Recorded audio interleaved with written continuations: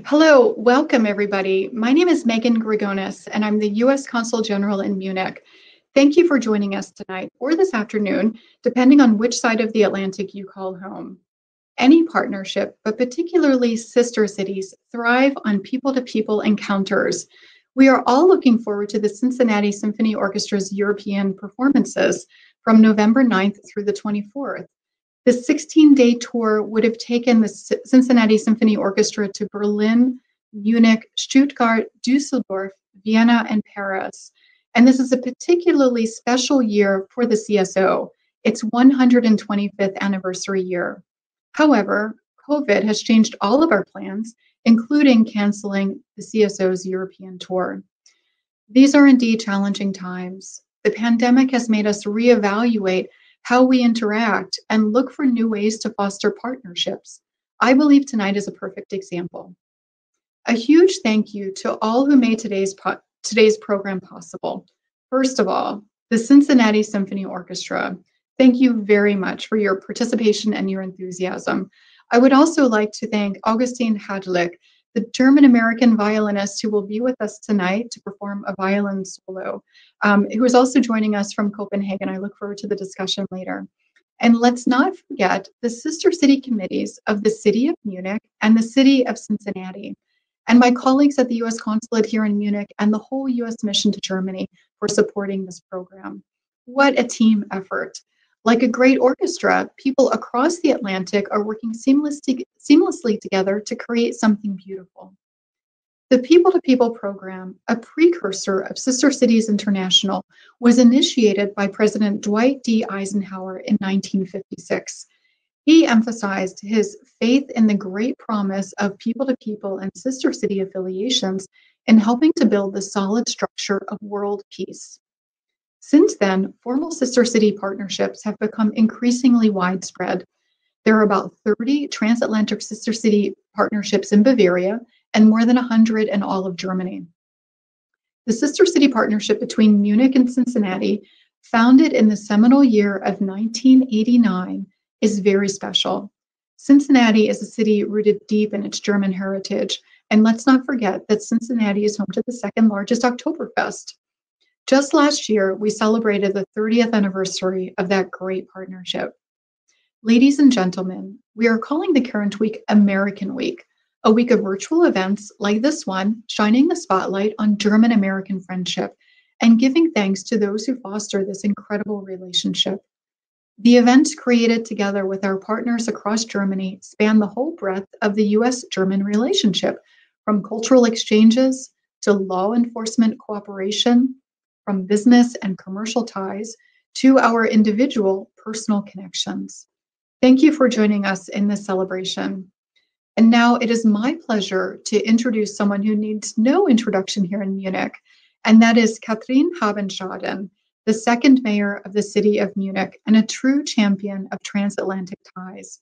She has provided a video message on the occasion of Musik als Brücke, Film ab.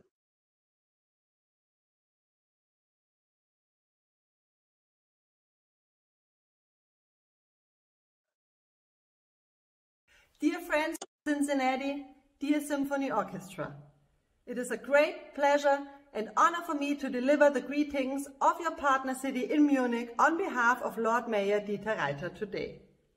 Last year we celebrated 30 years of our partnership, a very special and intensive friendship between our two cities.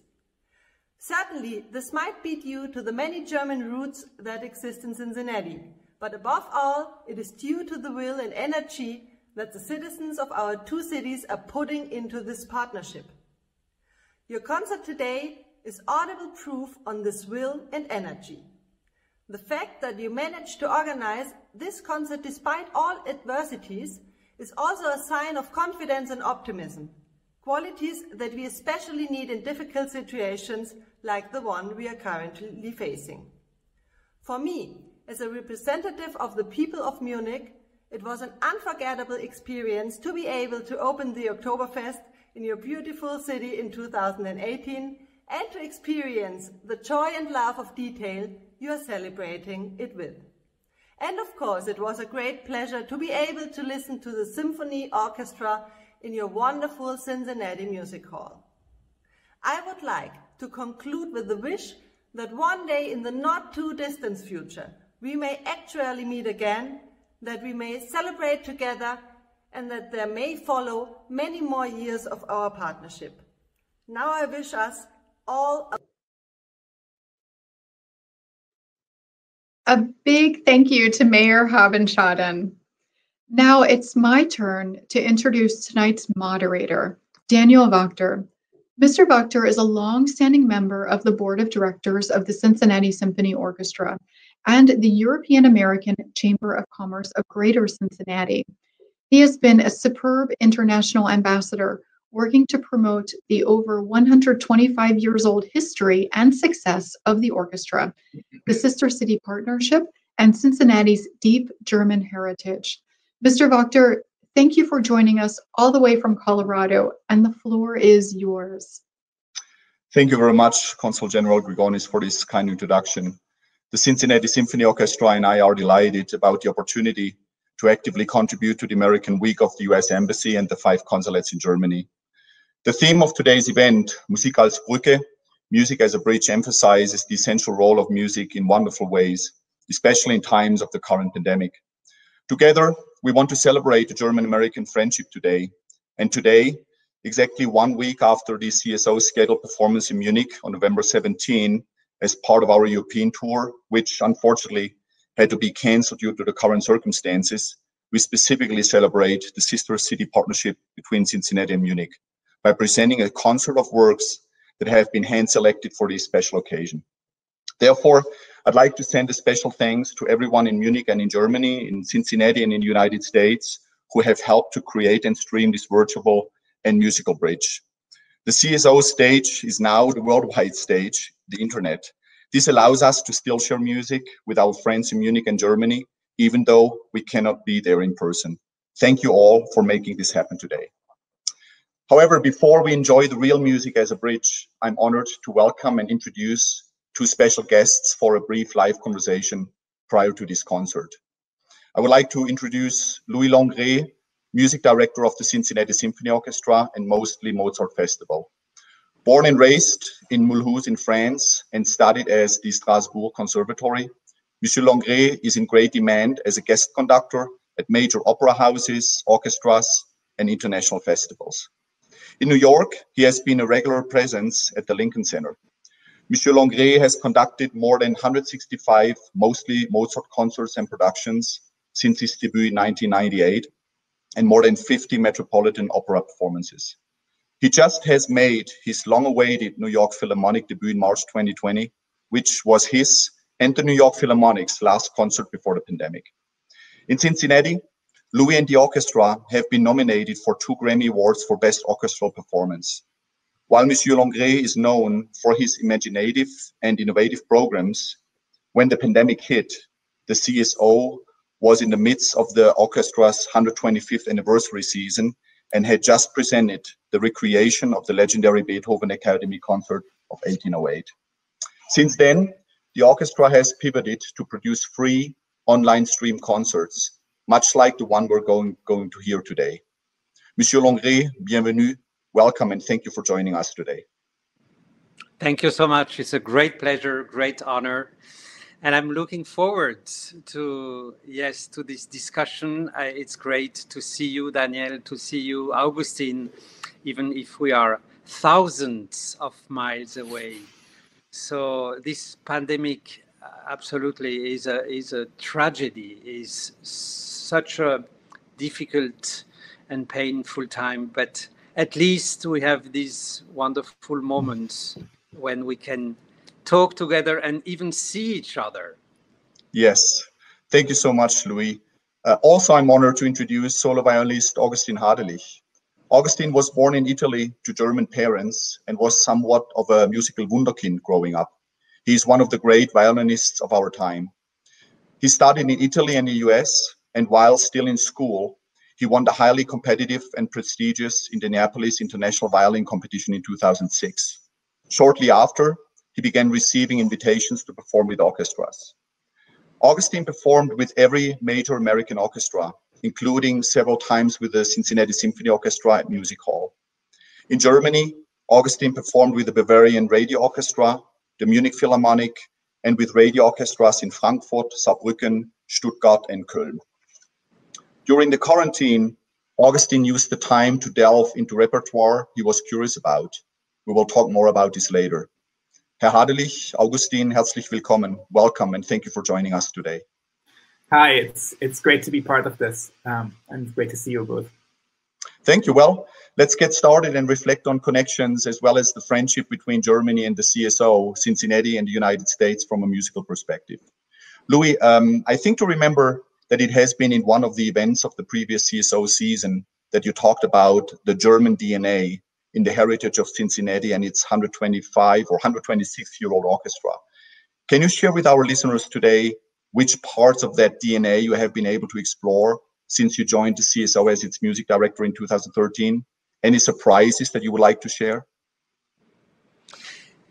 Yes, it is definitely an American orchestra, but as you mentioned, the DNA, the origins of this orchestra are Germans. Why? Because there was this big immigration in the second half of the 19th century. And in order to fight against Heimweh, there were many choral societies, and also what is in Germany the heilige Kunst, the sacred art. It is music, without question, without hesitation. I'm French, and in France I would rather say that it's literature and painting, and so doesn't mean that we don't have good composers, but the musical language is absolutely essential in music. So the birth of an orchestra was not a plus, it was just necessary. It is culture and music in Cincinnati still today is not a plus to the city. It is the essence. It is what makes this city so special.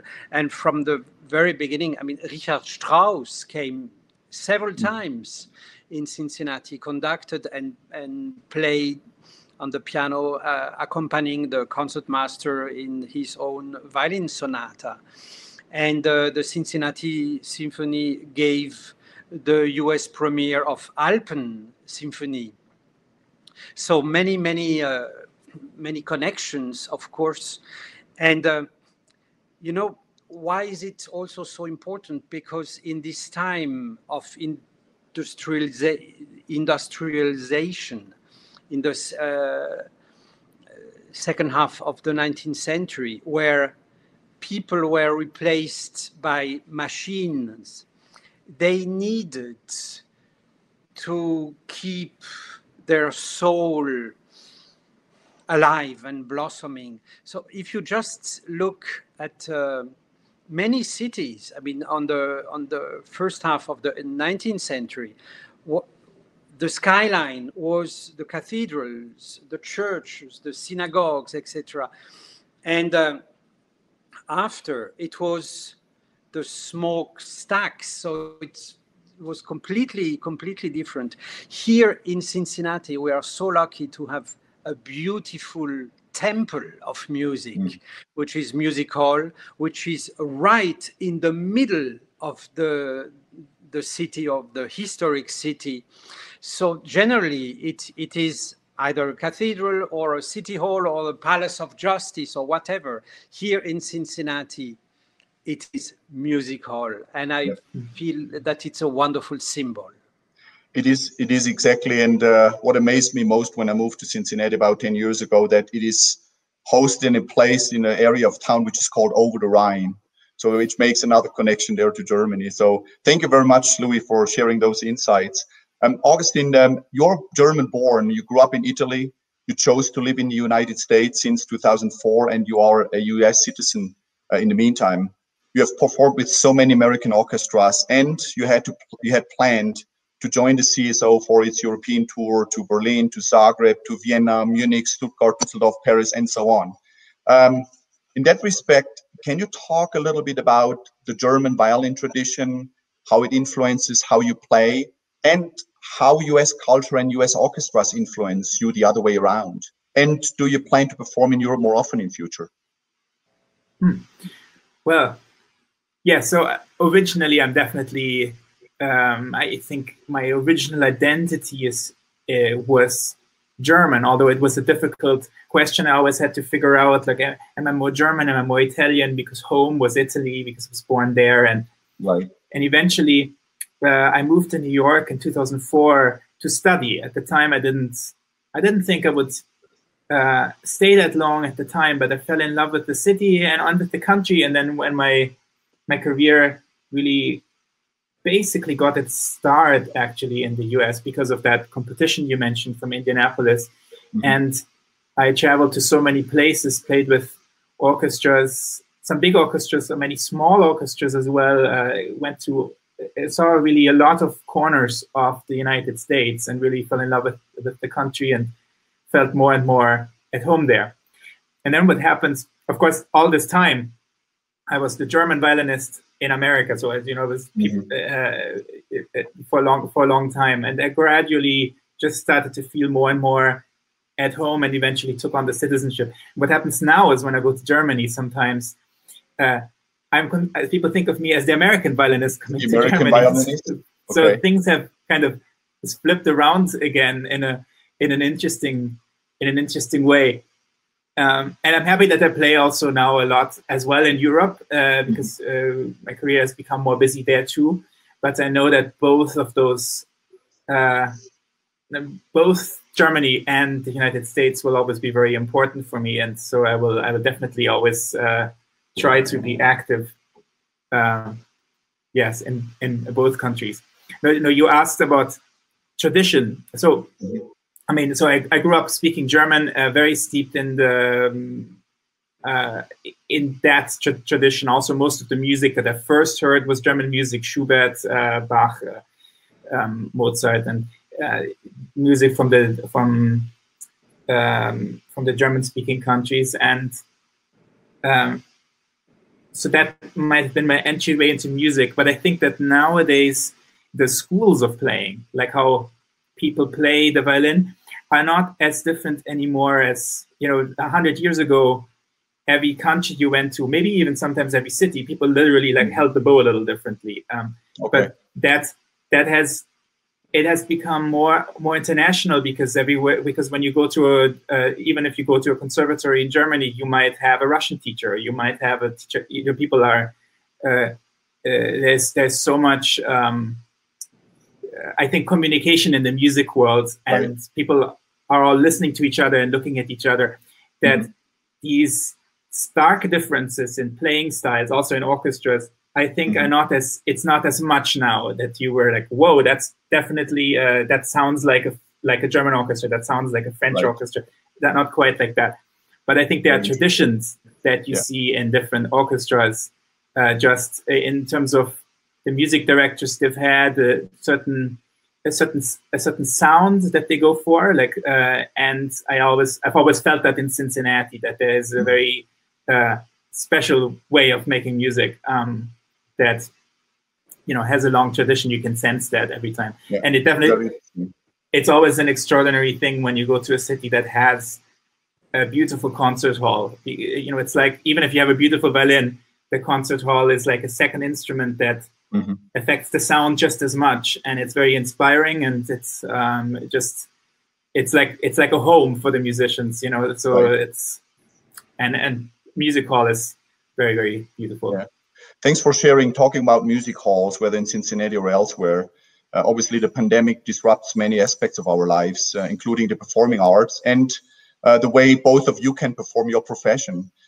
Augustine, in a recent interview with the Strat, you talked about how you use this forced break as a source of inspiration, for example, by discovering and performing neglected gems of Black composers.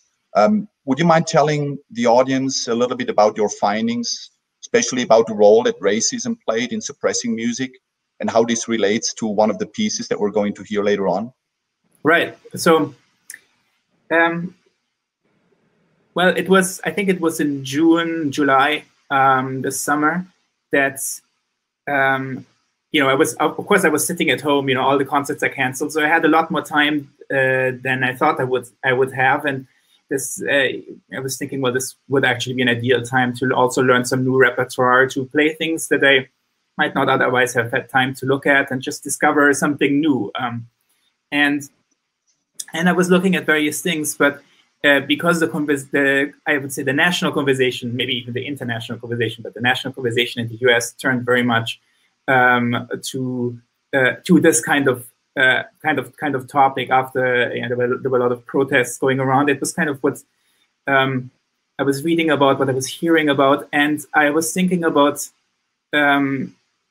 Black composers, and what decided to just look whether there was music that just deserves to be played more. And I was actually shocked to find so much good music, like right away, kind of, that I realized actually had really been there the whole time. It wasn't that it was hidden or totally obscure. It's just that it is not customary to program, because like if you don't see other people programming it, your colleagues are not playing it, right, then the idea to program it doesn't quite enter your head. And so it just kind of there had been people championing, Chevalier de Saint-Georges and other composers.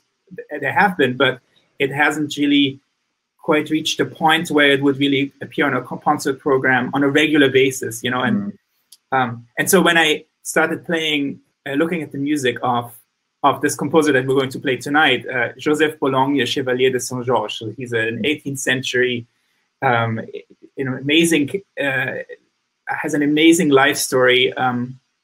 Was a great fencer, a great violinist, composer, conductor, and then revolutionary. So it reads like a movie script almost. So it's an extraordinary person who also wrote like really beautiful music. And that's when it became clear to me now suddenly that the reason why for so long it wasn't played, it was really not because of the quality of the music. And I thought back when I was learning about music history, when I was growing up, I had to memorize the names of dozens and dozens of the most obscure composers, but he was not among them. Like really, they had it just kind of he was after his death, and after he was gone, he really was kind of pushed into obscurity.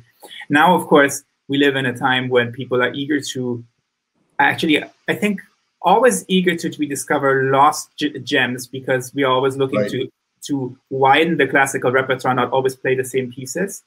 And suddenly, now I think we're going to see much more of Chevalier de Saint-Georges. I think we were going to see his music programmed more often. And I've actually already now found a few other chances to play this piece, which makes me very happy.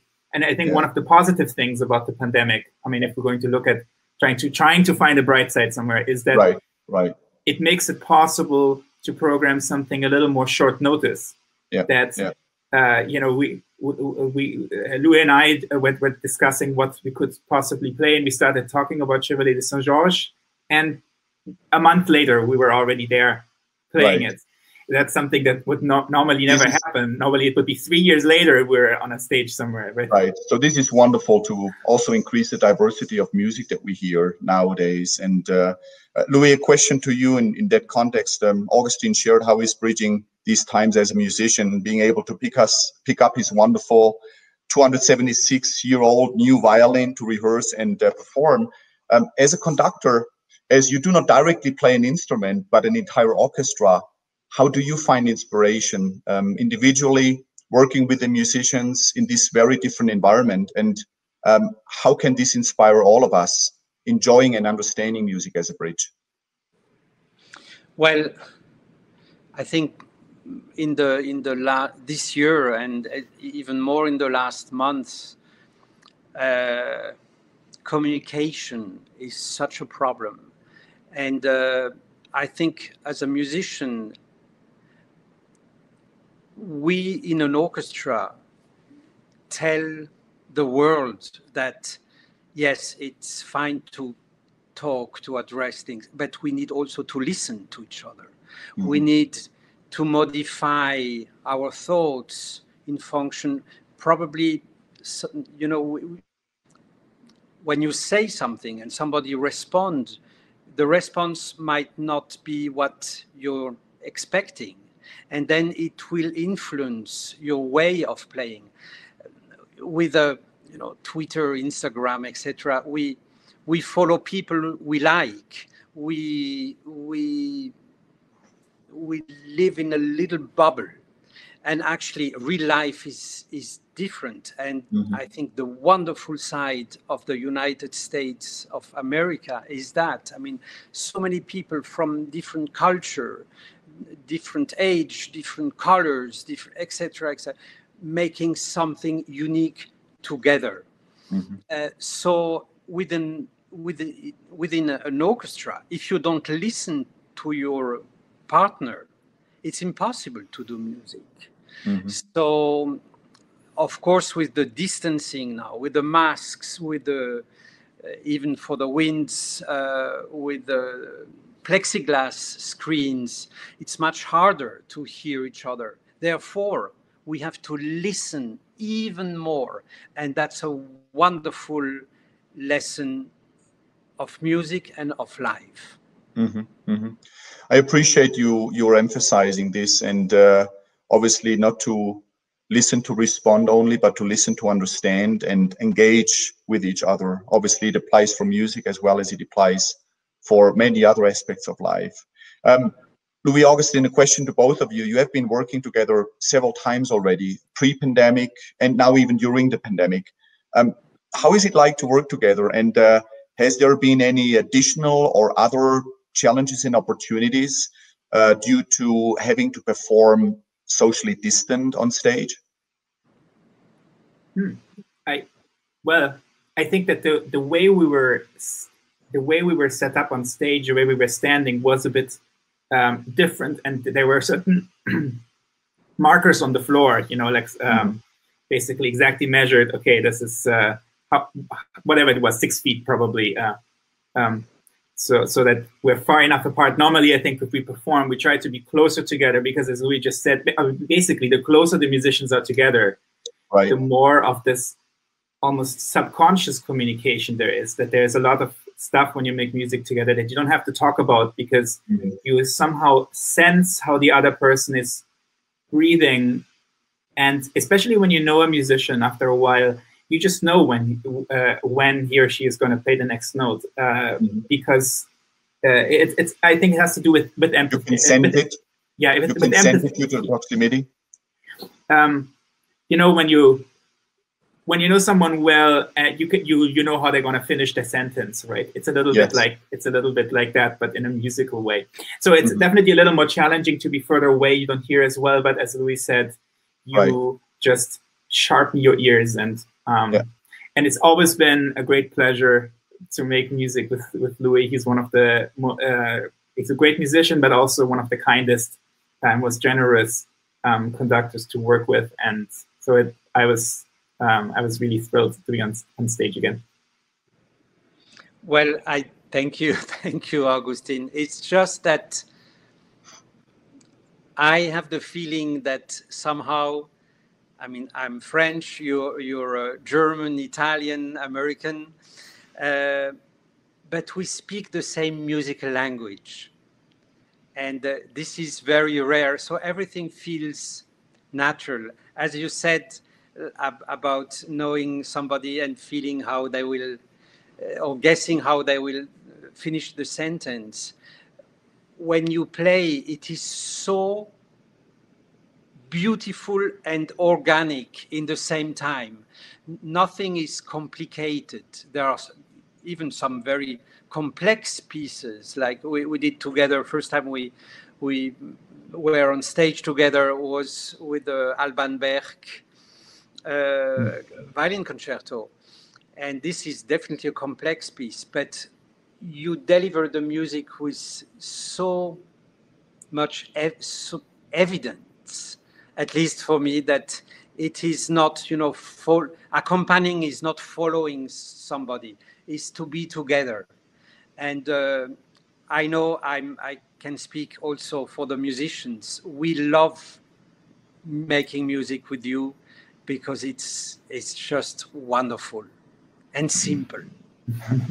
Thanks for sharing both of those perspectives, Augustine and Louis. And I fear it's time to stop talking and time to start listening. All right. Louis, Augustine, today's audience and I thank you very much for this engaging conversation and its interesting and personal insights. We all cannot wait to hear your beautiful music and together celebrate the German-American friendship and specifically the sister city partnership between Cincinnati and Munich. Louis, may I ask you to build a bridge to music now and introduce the works that you have hand-selected for this special occasion? Yes, these are pieces that we recorded for our live stream series. And actually, you can go on YouTube and we have some concerts that are on internet for free for 3 weeks. So we, on this concert, will have an iconic American piece, Appalachian Spring, the suite, which was a ballet originally, and speaks about the rainbow of life. It starts with a sunrise, people meet, people get in love, marry, and then a new rainbow starts, which is their life together. We'll have this violin concerto in A major from Chevalier de Saint-Georges, which is a beautiful piece. And I'm so glad, as Augustine said, yeah, it is a terrible tragedy. But in this tragedy, there are beautiful moments, moments of music, of friendship, and discovering this piece for me, and accompanying Augustine was just wonderful. And our own Concertmeisterin, Stephanie will play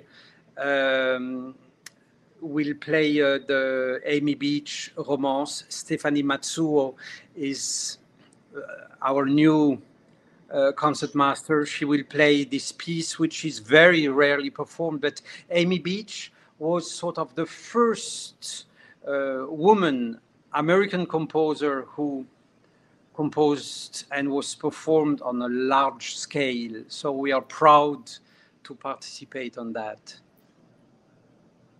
Wonderful. Thank you so much, Louis, for this introduction. And like you say, usually at Music Hall à la Musique. Oui, avec plaisir. Herzlichen Dank. Thank you very much, both of you. Thank you so much. Thank you.